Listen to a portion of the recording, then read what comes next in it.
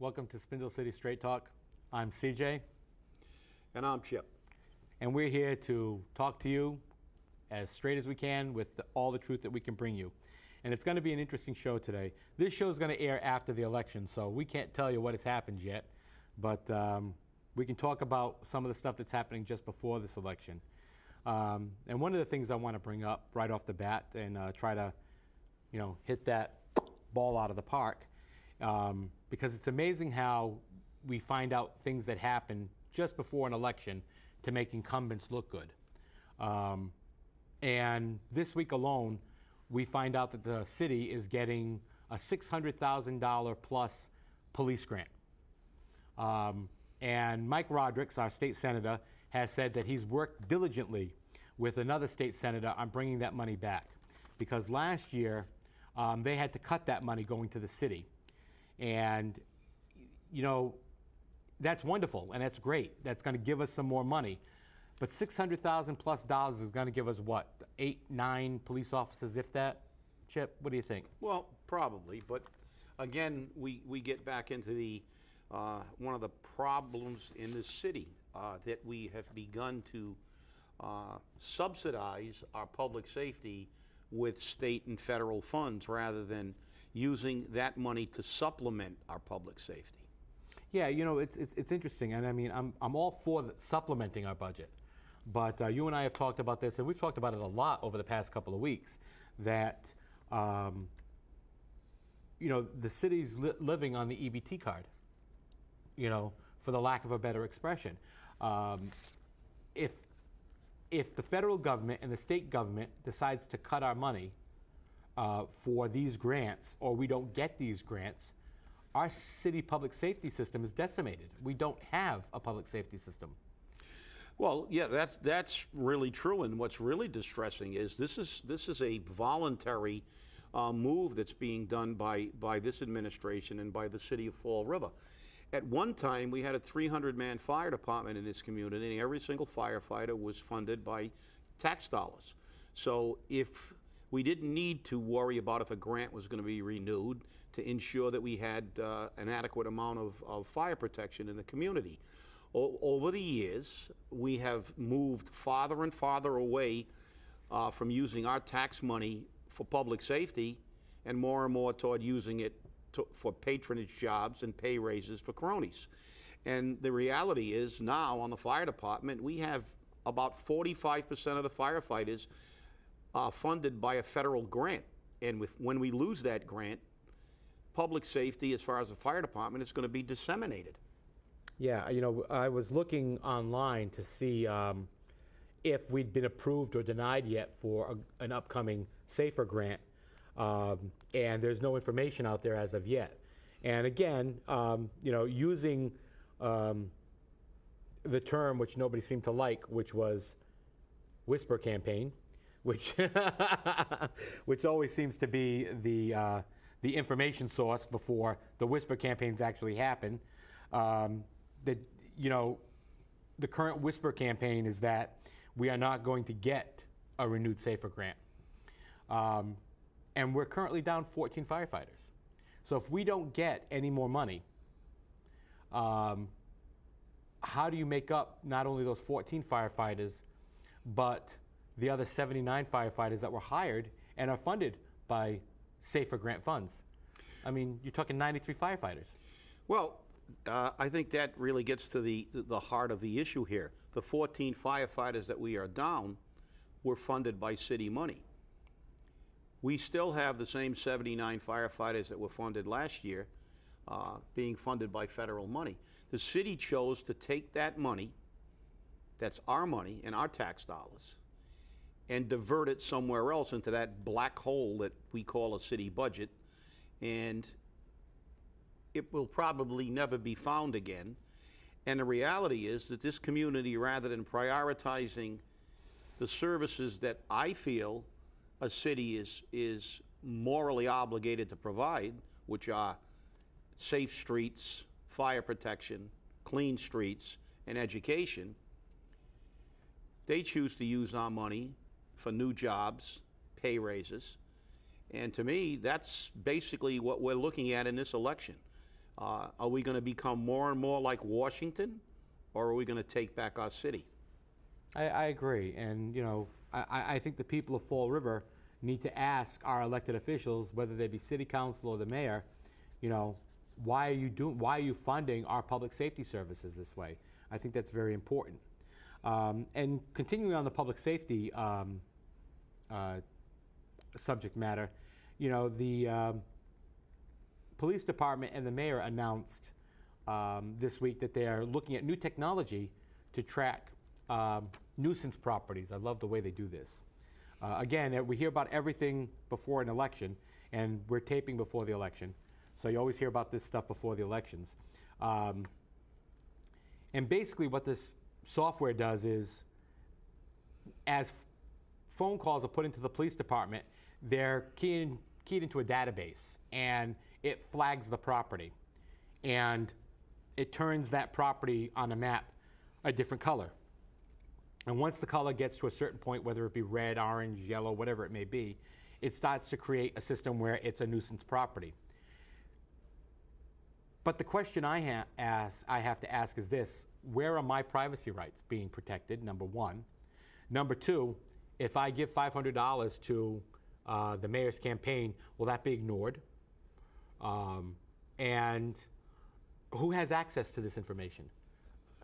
It's kind of questionable.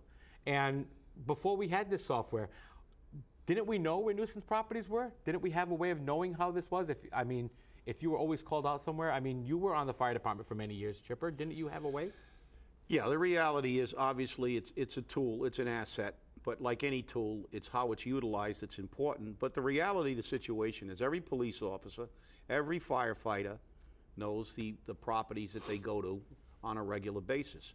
On the fire department, we knew the buildings that were a hazard, and the police officers know the buildings that they're called to 3 or 4 times a night.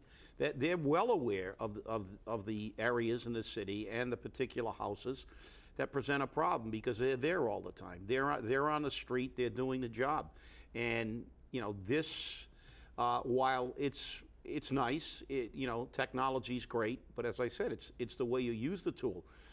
My basic question is this going to be applied uniformly?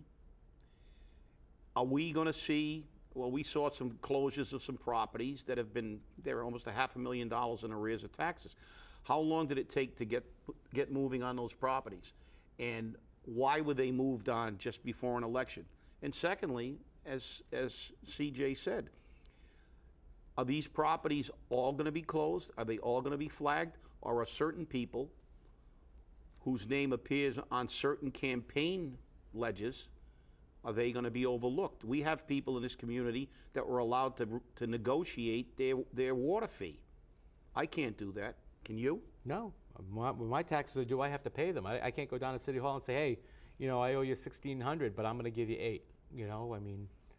Were you able to do that?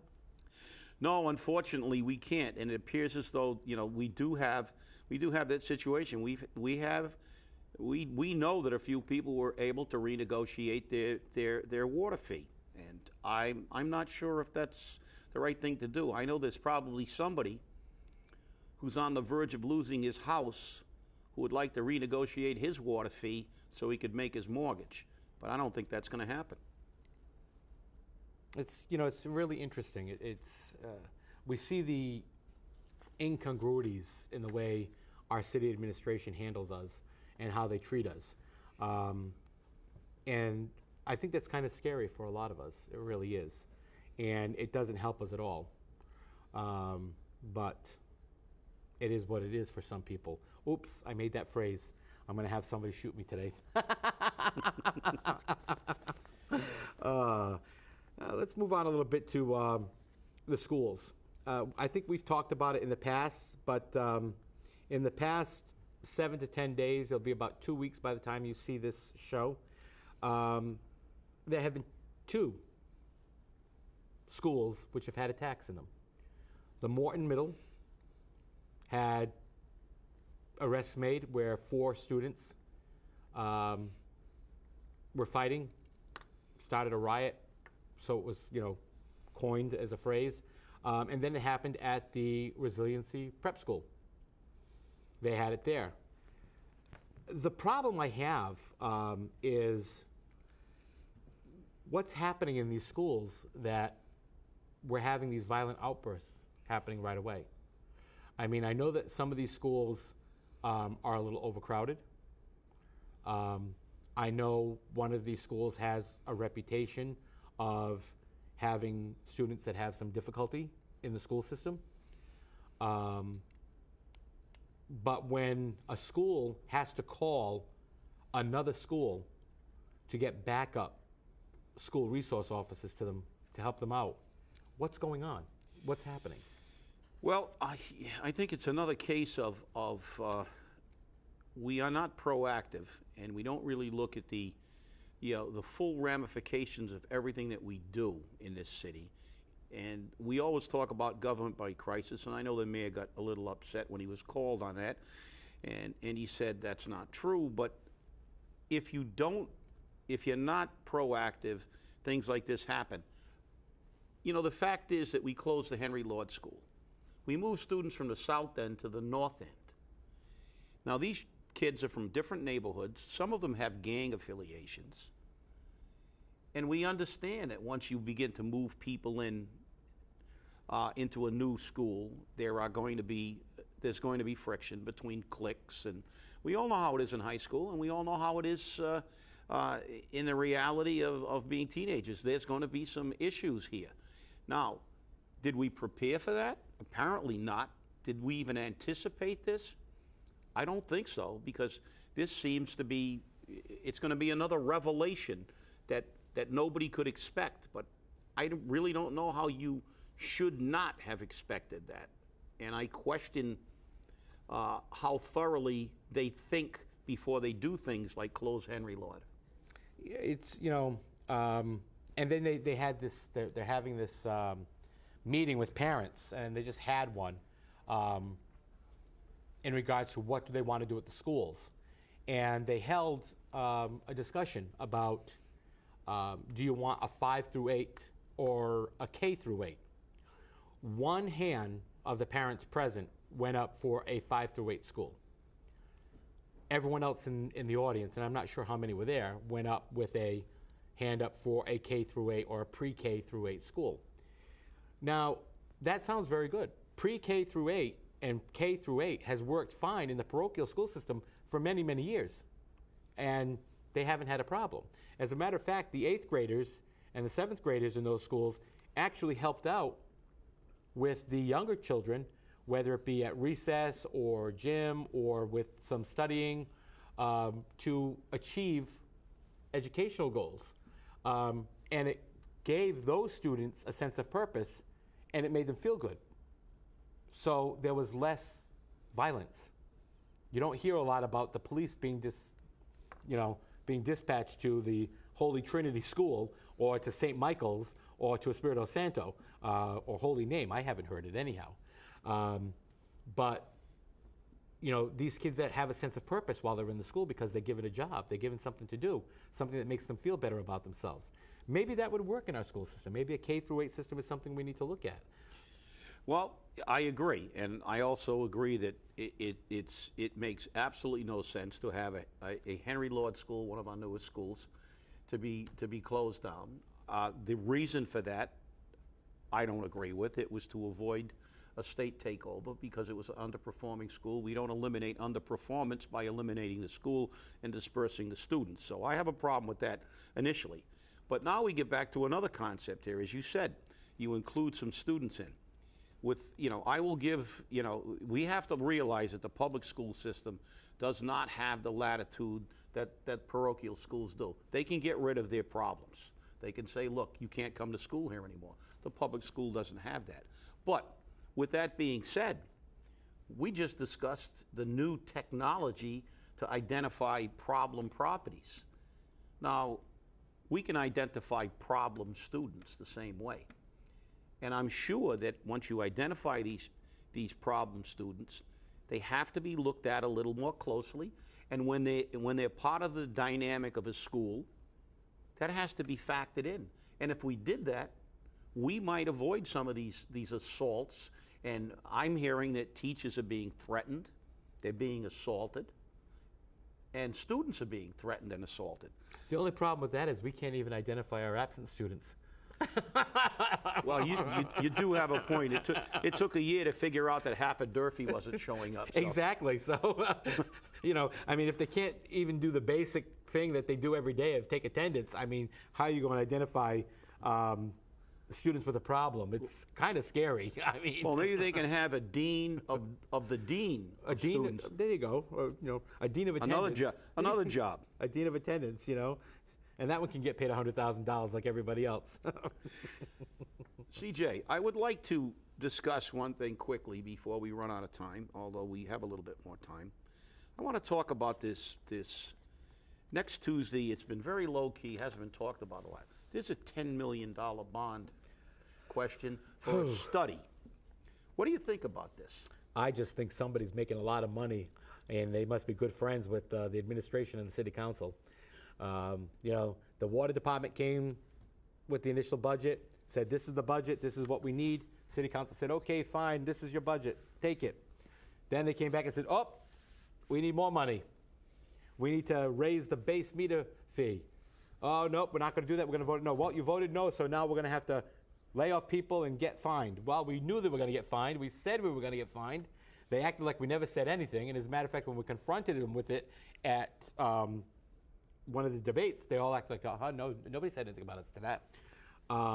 And now they've taken that away, and then right after they got that approved at a revote, they come back and they say, oh, and by the way, we need $10 million more because we have to do a study to fix flooding in 4 parts of the city, not including Stafford Square, mind you, and we need to put that on the ballot to get that money. Does the water department know where it needs its money from? Well, I know one thing, that the present city government thinks that that bonding is the answer to every problem because we don't have to pay it today. We can pay it over time. So now we have another bond issue. We're nearly $500 million in the hole with bonds already. I don't know when it's going to stop because if we're paying $10 million for a study, for 4 properties, I may add, not for a study of the entire city. This is for 4 properties. If we're paying $10 million for a study, what are we going to pay for the abatement if they find something? Right. And my other question is, this mayor has created a million task forces. We've got task forces for task forces and study groups for study groups. Why didn't we go to our congressmen and our senators and our state level officials and try to find some way to have this study funded? We can go and beg for money for necessary things like public safety, which we should be paying with our own money. But in a situation like this, we want to burden the taxpayers and their children and their grandchildren and their grandchildren's grandchildren with a $10 million bond issue to study something. And I think that's absolutely mind-boggling. Well, and also in all fairness, some of that money in that $10 million is going to go for abatement. But you and I both know that they're going to come back and ask for more money for abatement. And it'll be under the $5 million mark so that they can get by without having a vote for that $5 million. Because if they keep it under the $5 million, they don't got to get a vote for it. Well, I understand that some of it's for abatement, but then that begs the question, why? Until you study something and you come up with how you resolve the issue, how can you even estimate what it's going to cost to abate the problem? Well, here's a whisper. So why didn't we just have enough money to cover the study? Well, here's a whisper campaign for you. We already know. We have to pay our friends. Well, when it comes to whisper campaigns, I have to say one thing. It's the only way we get information. I mean, we heard 2 years before former State Representative David Sullivan became the Housing Authority Director that he was going to be the Housing Authority Director. Yes, and that was a whisper campaign. We hear a lot of things via whisper campaigns, and the fact is most of them turn out to be true. We don't have the luxury of getting inside information like the mayor. We don't meet with Mr. Matuk because he said at his last debate, oh, why don't you just call Mr. Matuk? Well, Mr. Matuk makes towels that cost $95 a piece. That's more than the average city family has for a food budget for a week. So Mr. Matuk isn't going to answer my telephone calls and talk to me about his business. And in reality, the only reason that he talks to the mayor is because he got a 10-year TIF. Otherwise, he wouldn't talk to the mayor, because I'm not sure if even he can afford those towels. I'm telling you, it's interesting. Well, we're going to go to the mailbag real quick. Another whisper campaign. Another whisper campaign. Before I go there, I'm going to hit you up with a campaign letter that appeared in the Herald News this morning. And this campaign letter comes from Larry Pare, P-A-R-E or Pear, I'm not sure. We need to select a mayor who gives us the real facts, one who knows our business owners and will talk to them face to face, and who knows our school committee.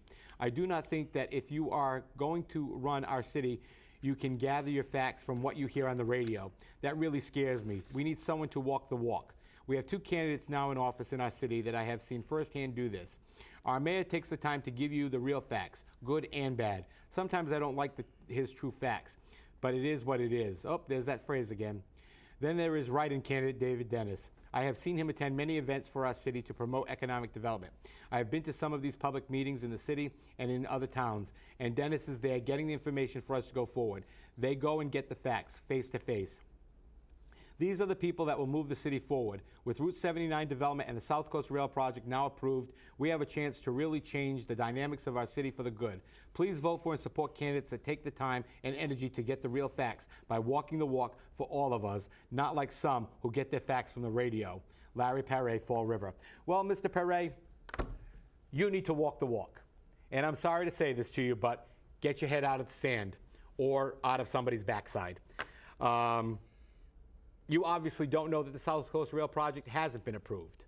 On October 22nd, Governor Deval Patrick handed the mayor a pile of bull, okay, when he said to the Boston Chamber of Commerce breakfast that the South Coast Rail project would be a lovely thing to have, but we can't finance it.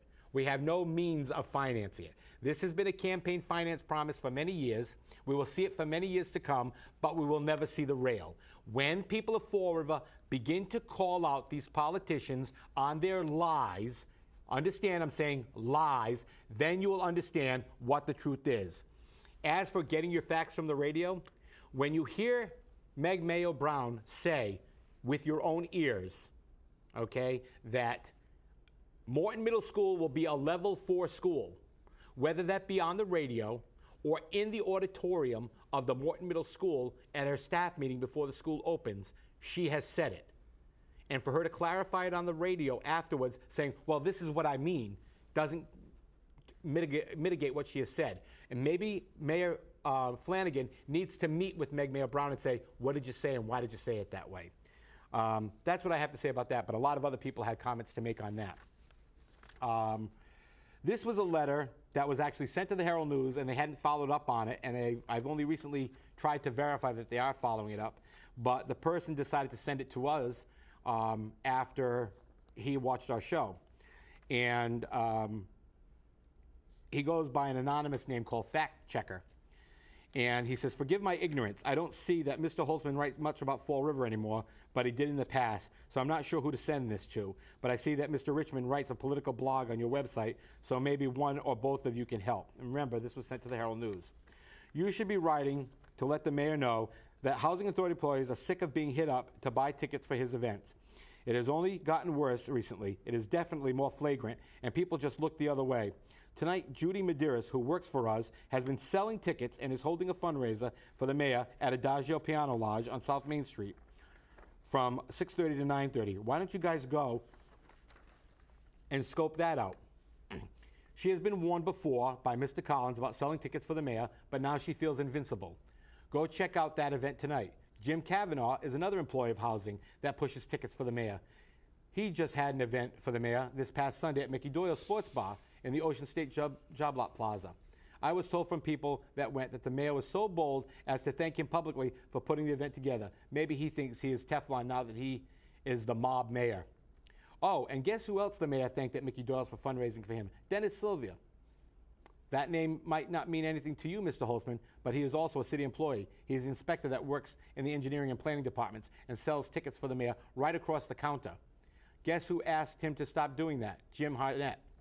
Guess what happened to Jim Harnett after he asked Dennis to stop doing that? Dennis went and complained to the mayor, and Jim Harnett was fired with no explanation. You all thought it was because of Commonwealth Landing or something, but that wasn't it. You're all wet. This nonsense needs to stop. People don't make a lot of money here. They need to be they don't need to be shook down. Shouldn't you guys be someone be reporting on this to the Office of Campaign Finance? Housing employees and city employees aren't supposed to be selling tickets and holding fundraisers. It's against the law. When will it stop? See, this is what happens in Fall River. People are afraid to come forward because they're afraid to be fired. And if I am not mistaken, is this not a violation of the Hatch Act? Yes, it is. It is a violation, and obviously, Mr. Perret, or whatever his name is going to say that, it was a fictitious name, and but we hear enough, and we've seen enough, and we talk to enough people to know they are in fear.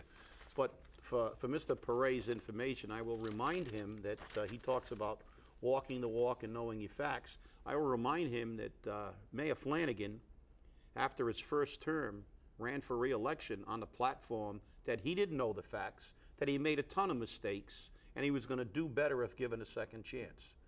So he's also gotten political amnesia because now he talks about the 3.5 years that he's moved the city forward. But we still have a copy of the debate with his former opponent, Kathy Ann Viveris, when he admitted numerous mistakes, and he was going to learn. And apparently he didn't learn, because within a couple of weeks after he got re-elected, before he even sworn in for a second term, he made arguably the worst appointment in the history of the city of Fall River when he appointed a fire lieutenant as the fire chief, and that subsequently created a firestorm that we still remember. Yes, we do. Yes, we do. And here's the last of our letters. And this one's anonymous as well, and this was mailed to us. Here's a little info on Flanagan. A Robert Savigny veterans clerk, he and wife gave a $1,000 donation to him in 2010. Their son got arrested for assault and battery on a person 60 and older. Wonder how that turned out. Owner of Entourage Remy's paid Flanagan in exchange for deeds. He's also about deal business, all about making dollars, not for people. Fall River overpass deal, mob ties. He's a liar about leaking story about newspaper liars after liars. Good luck. You must, please be a little more clearer on your letters, but I want to show you that people are communicating with us. They're watching this program. We want you to send us your letters. Email them to us. Call on our phone lines. Drop them off in our mailboxes. Stick them on our cars. We're out there. We're being seen. And we're here to look into whatever you want to be looked into, whatever you want us to investigate. We look into anything that city government is doing. And if you have an issue with city government, let us know. I'll tell you right now, when we walk into a city council meeting, when we walk into government center, the heads turn and people start scattering like rats. Well, we try to do our homework, and we will encourage all of you, even though this show will air after the vote, go out and vote. Don't be a pawn. Thank you for watching, and we look forward to being in your home again next week. Once again, this is Spindle City Straight Talk. Thank you, and have a great day.